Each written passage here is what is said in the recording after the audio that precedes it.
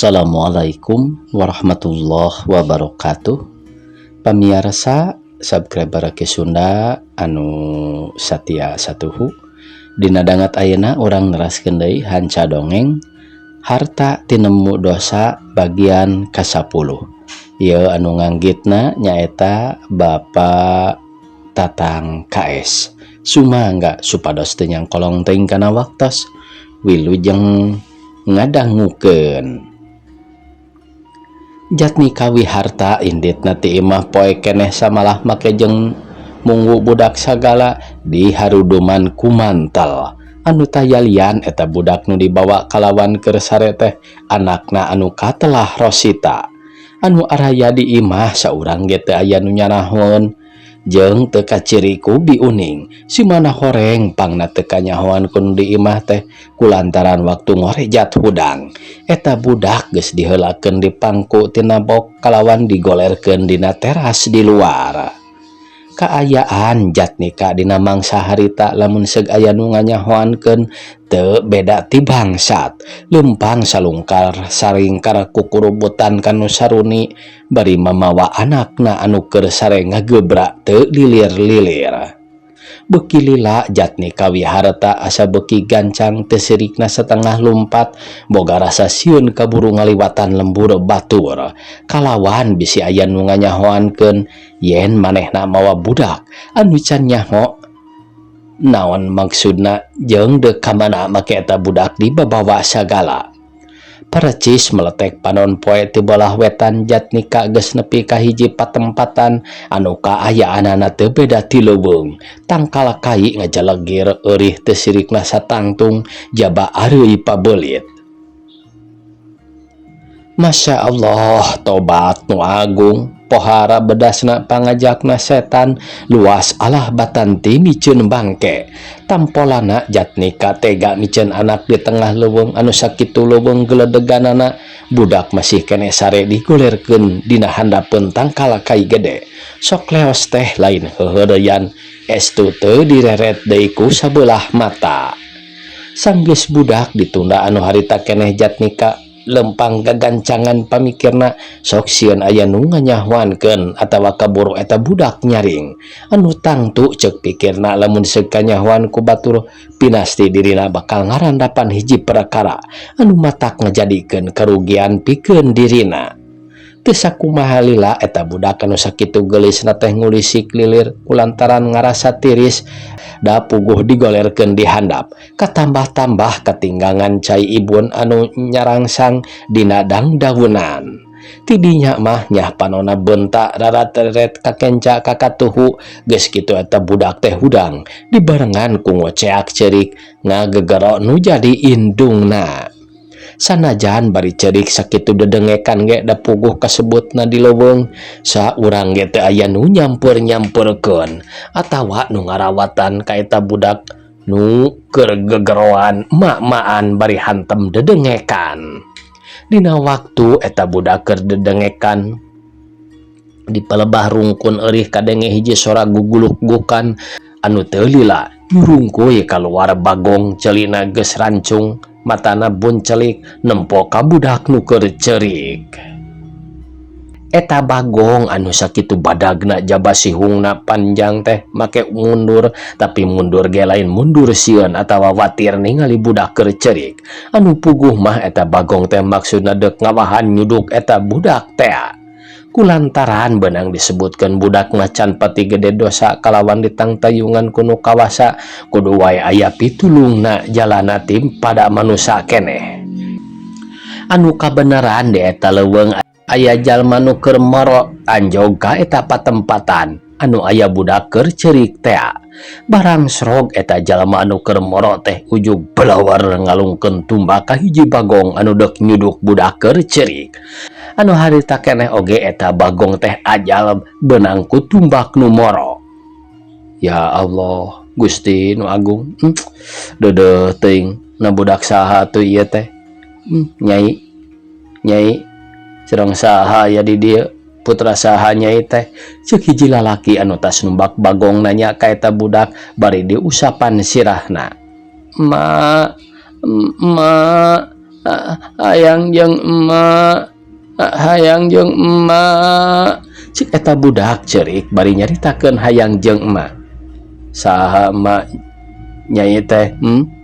Ari nyai anu ti mana? Hayang ka emak, hayang mamam, hayang mamam. Cek eta budak dembalanana teh ngan sakadar kitu da puguh budak can pati hidang najan digulik sak ditanya kitu kieu uleh teu ngajawab atawa nerangkeun asal-asalna. Ya nyai urang mam di ditu nya bari rigidi budak teh dipangku anu kabeneran teu ceurik teu naon malah nangkel kana punduk anu ngais nu harita keneh ge eta budak teh tuluy dibawa anu can kanyahoan ka mana dibawana jeung ku saha-sahana. Tunda lalampahan eta budak anu dibawa ku hiji jalma malikana kaayaan di hiji imah anu sakitu ngajenglengna teh make aya sora awewe anu jejeritan di barung ku sora lalaki nyarita mani abong-abongan matak ngagempurkeun batur. Si horeng anu jejeritan eta teh Nyi Supiah dometa sudang sare isuk-isuk kalengitan anakna anu teu kanyahoan ka mana jeung ku saha dibawana. Aduh Kang Jatnika kumaha wae atuh budak make teh aya teu pupuguh. Aduh Gusti kusaha atuh budak abdi teh bibi sia teh teu beunang pisan diandalkeun ka mana anak aing, ka mana anak aing. Aduh yeung piah coba jempe heula sakedeung akang deuk nyarita ka maneh tong ka gujrud piah ke heula sing tenang. Akang ngemo burung ngeangan saha nu teu nyaah ka anak. Geus jempe heula lamun sacara digujurkeun kieu bari jeung can diteangan moal aya hasilna jeung moal datang ku ceurik jejeritan sing rintih ari sagala rupa teh ulah yang ngurung gusuh ulah jeung sagala hal di barung ku ceurik moal aya alusna da puguh mah kalakah nambahan ka susah. Engkena teh budak tetep tekap panggih awak jadi ruksak teu pupuguh. Cekolot ge lamun urang kelengitan hiji barang atawa hiji jalma ulah sok kagujrud tangan jalan anu sacara lantip boh ku dasar tatanya ka jalma nu nyaho atawa ngayakeun penyelidikan. Dasar ieu mah taya di jalan iwal teu nanyakeun ka nu nyaho urusan kabatinan kulantaran di daerah urang teh beunang disebutkeun masih keneh sanget. Loba jalma nu disumputkeun ku bangsa jin jeung sabangsana. Dupi waktos juragan angkat teh masih aya keneh malih ku bibi ge katingali neneng teh nuju kulem dina bok di kampuhan ku kampuh anu belang diuning pipileueun nyarita bari nyusutan cimata. Aya naon aya teh? Aya we guguling leutik di bulan ku simut belang. Nah atuh ari nyaho aya mah kumaneh teu ditempo Jatnika morongos kanu jadi bujangna. Bibi kumaha wae budak teu kapanggih mah hirup abdi boga anak teh taya gunana. Menggeus lamun ceuk urang menggeus tong jadi pikiran teuing ke heula sabar da ku urang yang mau burung ditarekahan keun isuk akang dek ngayakeun hubungan kanu berwajib. Atau aya wae milik urang kudu panggih deui jeung nu jadi anak atuh teu diparengkeun panggih deui teu jadi halanganana ari geus kitu patokanana mah. Da jalan kitu teh lain urang wae samalah loba nu kajadian kitu nepi kalapurna teu kapanggih deui. Bibi sok gada tutup-tutupkeun anggoran jendela geus burit dan ngahulang wae gawe teh. Jatnika nu satuluyna nitah ka bujangna nutup-nutupkeun jendela kulantaran waktu geus nincak kana wanci magrib. Sanggeus aya panitah kitu tinu jadi dunungan pikeun biuning teh hese beleke kabeh jandela-jandela ditutupkeun. Anu satuluyna sanggeus nutupkeun jandela tuluy ngentepan paparabotan. Rai poe teh kaayaan Nyi Supiah asa beuki nambahan ruksak ku ayana ditinggalkeun kuno jadi anak anu beunang disebutkeun ka karapisan tur meunang kahayangna karet teu sirikna boga anak teh menang naneda kanu kawasa tapi sanggeus dikabul batan bungah mah kalah nimbulkeun kasedihan. Wanci harita dina mangsa peuting anu sakitu jemplingna Nyi Supiah teu daek sare gawe hulang-hulang bari conggelik sorangan dibarengan ku batin asa teu paruguh rarasaan, raga asa ngalongkewang, pikiran asa dina pangimpian, titinggalian asa paroek teu puguh. Waktu Nyi Supiah keur diuk di patengahan bari ngalamun, ujug-ujug cerit wae manehna ngajerit siga nu ningali bayangan nu pikasieun. Jalma jangkung gede buuk ngarumbai huntuh panjang manirang keteng, awak penuh ku bulu. Mun geus ningali mah teu beda dedegan anu ngacuringkang katingali ku Nyi Piah teh siga buta. Ku ayana Nyi Supiah ngajerit satakarna sakurnuker sarare kabeh harudang, samalah salakina mah kuat kang ngajleng tina ranjang ka tengah imah. Awahing kulawas ngadenge sora nu ngajerit sakitu tarikna. Barang katingali nyampak Nyi Supiah keur nangkarak bengkang dina tegel di patengahan bari teu eling-eling, panon mureleng kaluhur, suku kekejetan leungeun duanana merep pageuh nakara. Jatnika jeung nu jadi bujangna anu katelah Bi Uning ngarasa gempeur cakah cikih nyokot cai atah, anu satuluyna Bi Uning ngetrukeun eusi batina nenyeda kanu kawasa sangkan kamusibatan anu tumiba ka dirina Nyi Supiah bisa undur ku jalan ilmu nyingkah ku pangabisana manusia. Waktu Nyi Supiah keur digugulung teu kanyahoan Jatnika ngojengkang mukakeun panto dapur anu satuluyna manehna kaluar duka deuk ka mana leosna. Angin ti luar mani ngagelebug asup ka jero imah kulantaran panto dapur muka atuh hordeng panto jeung hordeng jandela mani patinggal lebray teu beda siga aya nu mukakeun. Teu lila Jatnika asup deui ka imah kalawan panto dapur geus ditutupkeun deui, geus kitu manehna diuk gigireun Nyi Supiah anu harita masih keneh can eling-eling. Sirahna dicecehan ku bujangna nya oge Bi Uning kasebut jalma purah ngaladenan batur, cohagna mah bujang tapi kagetena mah cukup oge terhadap kanu jadi dununganana teh. Agan kumaha atuh nya enden teh? Bi Uning bari ngareret ka dunungan lalaki anu harita keur neuteup beungeut Nyi Supiah. Keun wae Bi, tong make salempang da moal naon-naon ieu mah. Kawasna wahing ku tarik teuing ngalamun. Moal naon-naon Bi? Kakarage Jatnika nyarita sakitu ujug-ujug rieg. Imah sakitu tohagana teh karasana ku Bi Uning asa ririagan teu beda siga oyag kulini. Panon Bi Uning mani olohok sungut ngangah siga nu deuk nyarita kahalangan, angen ratug hate seseblakan, rarasaan asa jadi teu paruguh. Juragan lini kitu. Ah bibi mah sok nu lain-lain make nyebutkeun lini sagala. Mun nya ge lini meureun lampu oyag eta mararasan bibi wae meureun. Ular Jatnika nyaritana teh meuni siga nu tenang nakara. Laras gan lini da benten karaosna ku bibi ge ngarieg. Bi Uning keukeuh nyebutkeun aya lini. Keur kitu Bi Uning ngadenge sora panto ngaraket siga nu muka barang direret. Nyata panto dapur teh muka ku sorangan kalawan make jeung nutup deui teu beda siga jelema nu asup atawa nu kaluar. Atuh rei wae bulu punduk Bi Uning muriding, kulit beungeut mani soropot siga nu tiris dumeh ningali panto muka kalawan bisa nutup deui ku sorangan.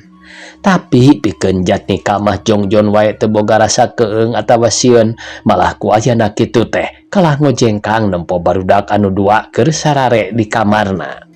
Keur Bi Uning mah sigana teh baroraah kana hayang nyingkah nu puguh mah malah asa beuki rapet birit kana tegel leungeun ngalalapara mana keur nyang hareupan dunungan awewe teu eling-eling. Roket Patrak, reket, treng,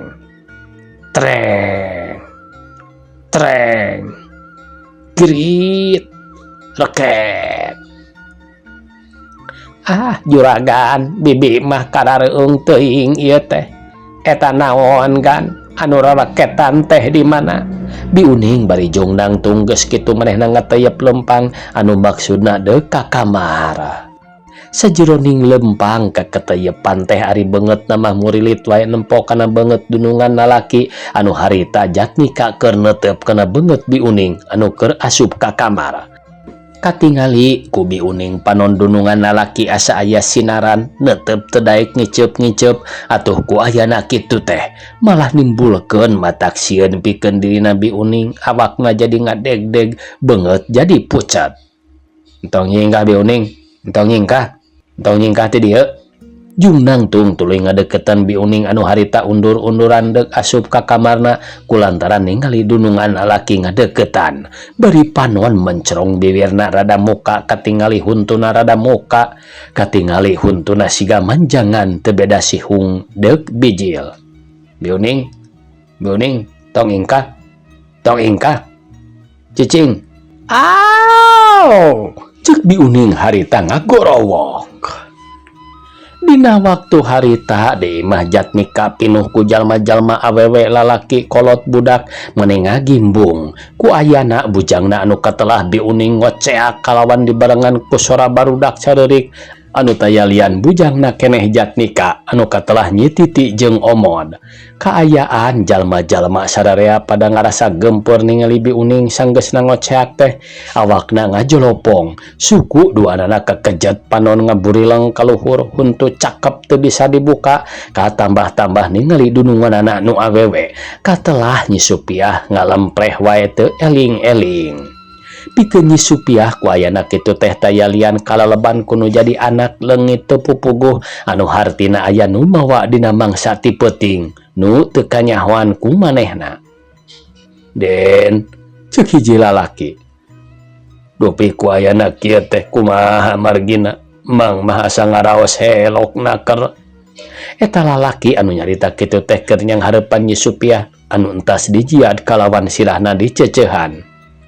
Anu mawi mang kanggo abdi ge ngaraos heran margi abdi ge neme pisan wangsul tos nyaba nyempak si bibi atos kieu ataupun bojo teu emut-emut aripun bojo mah atos kantenan taya sanes ngumutan pun anak teu aya teu pupuguh dina wengi tadi rupina mah aya nu nyandak malih ari sayak tos nama abdi ge nembe wangsul tinu berwajib nyata ngayakeun laporan tina perkawis kae calon pun anak. Masya Allah. Nah aya gogoda ka bina-bina teuing abdi teh mang cobi we mang tacan ge tutup tujuna kapapetenan ku rencang ayeuna ditimpa ku kaayaan kieu mani asana teh katurug katutuh kirang-kirang nama matak sowak. Jatnika nyaritana kitu teh ditungtungan ku kumecrek buuk rada dirameusan beungeut pucat siga nu nya nembongkeun keder aya dina katagiwuran pikiran. Tangtos wae den ku kitu teh mah ngan saena teh ninggangkeun di Aden mungseug ninggangkeun di pangkat mang mah wah tos kumaha panginten dupi eta putra teh katangena teu aya iraha. Katangena mah waktos abdi bade mios wae mang kinten tabuh 3:30 subuh wengi kamari terang-terang sotenan abdi bade ka Jamban ningali ku lambu bok paragi mondok pun anak tos molongo kalayan pun anak teu aya anu satuluyna manehna gawe luh lah siga nu nya-nya ngarasa bingung lain memeueusan.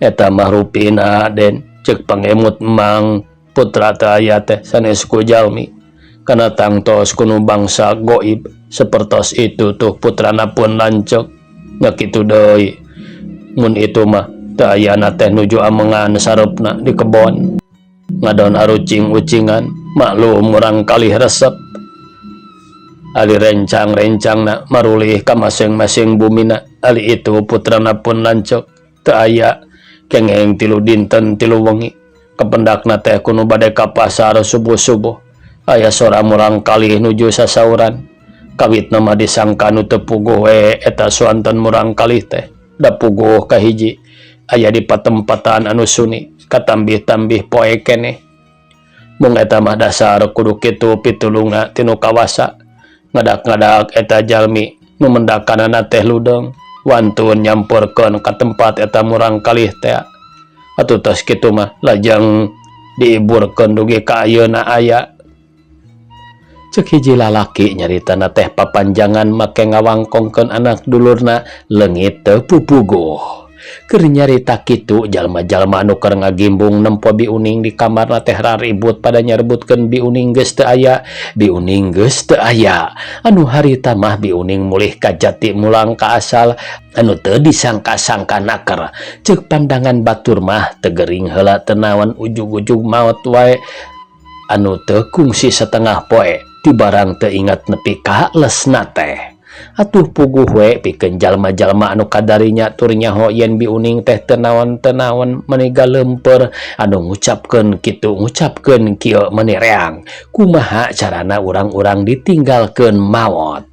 Tapi ari Jatnika mah anu benang disebutkeun dununganna ningali bujangna maot jeung ningali nu jadi pamajikan can eling-eling teh meuni teu aya riuk-riuk gempeur. Sigana teh anu tenang nempo ka kamar Bi Uning ngan salol pisan kitu ge ti lawang tiba ngelol wungkul.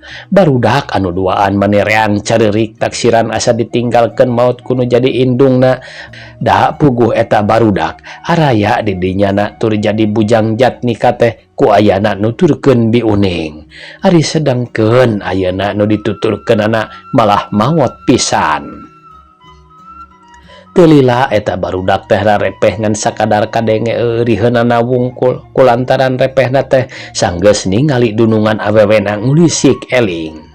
Kitu ge pikeun Nyi Supiah elingna teh can pati bener panondara tereret ka ditu ka dieu bari titinggalianana mah masih keneh mawur. Beungeutna manis sepa teu beda ti kapas buuk teu puguh urus. Geus kitu Nyi Supiah ngorejat hudang diuk ngarangkulan kana tak-tak salakina bari nanyakeun ka mana budak anu hartina Nyi Supiah teh can eling bener. Ku ayana kitu ku hiji awewe tengah tuwuh di camahan kalawan sirah jeung sukuna diburaan ku panglai bari di parancahan. Haseup kukus ditiup-tiupkeun kana beungeutna teu sakumaha lila. Segruk Nyi Supiah ceurik sirahna nyuuh kana dada salakina. Nyi, sing eling ulah sok kabawa sakaba-kaba kawaslin kolot wae. Geus repeh ilikan gara ieu tamu-tamu meuni ngagimbung kieu. Nyi Supiah sanggeusna ngadenge kekecapan tinu jadi salakina teh cengkat mencrong ka jalma-jalma nu araya di imahna beri nanyakeun aya naon. Tidinya mah paralak wae ku Jatnika Wiharta diterangkeun ku ayana diri Nyi Piah jeung bujangna anu nepikeun ka hanteuna. Si bibi maot. Cik Nyi Supiah ngarasa kaget bari jung nangtung tuluy ngojengkang ka kamar bujangna anu memang Bi Uning geus dirurup ku samping kebat bogana kalawan keur pada yang hareupan ku tatanggana awewe lalaki aya sababaraha urangna di jero kamar. Inna lillahi wa inna ilaihi rajiun. Bibi teu sangka teuing hampura bibi sakumaha kalepatan abdi. Mugi bibi ditampi iman Islamna, dihampura dosa perdosaan bibi ku Gusti Nu Maha Suci. Bibi hampura nya abdi. Nyi Supiah nyarita kitu di barengan ku nyegruk cerik ningali bujangna anu teu sangka jeung teu gering heula geus ninggalkeun alam dunya. Sing sabar wae Neng, dalah dikumaha ari tos patokanana tinu kawasa mah. Kengeng disebatkeun perkawis Yosua mah saha nu terang da eta mah angin Allah nu kagungan sanaos urang ge teu acan kantenan duka kumaha duka iraha sareng duka di mana urang dikersakeun mulih ka alam kalanggengan. Ceuk hiji awewe anu harita keur ngawerdonan ku ayana Bi Uning maot tina sagala rupa halna keperluan itu ieu ku Jatnika diwaraga dan sakumaha mistina nya oge kasebut eta nu maot teh bujangna. Lamun seug hade ku urang di pikiran ku jalan salancar pasti ngarasa helo ku ayana Jatnika dina saminggu geus kapapatenan ku dua jalma sipatna kudu jadi bujangna anu katelah uju jeung Bi Uning. Anu eta bujang-bujangna teh teu kungsi garering heula samalah Bi Uning mah meuni teu regrog sakadar anu kaciri ku jalma-jalma dina waktu harita beheung Bi Uning jeung dina dadana geunok. Tapi lamun segade dilenya pantur kanyahoan ku urang-urang perkara bujang-bujang nak marawat teh samalah nu jadi mitohana ge nyeta bapana Nyi Supiah lain ku dasar patokan-patokan teuing anu memang ceuk pandangan umum mah takdir tinu kawasa ngan ieu mah najan bari jeung takdir ge benang disebutkeun maot kapaksa ku jalan perbuatan jatnika anu sarua jeung dibinasa ceuk sompralna mah eta dua jalma bujangna teh dipake wadal atawa diparabkeun ka jurig anu dipunjung dipuja ku diri jatnika. Tapi dina palebah ngucapkeun mujana teh pikeun Ki Pangarang can bisa nerangkeun anu sajelasna benang disebutkeun wallahu alam bisawab di mana mendina jeung kana naon mujana jatnika wiharta teu kitu ge tinangtu engke di akhir pada kanyahoan ku sararea. Waktosna kabujang see pamirsa sakitu anu tiasa kapihatur.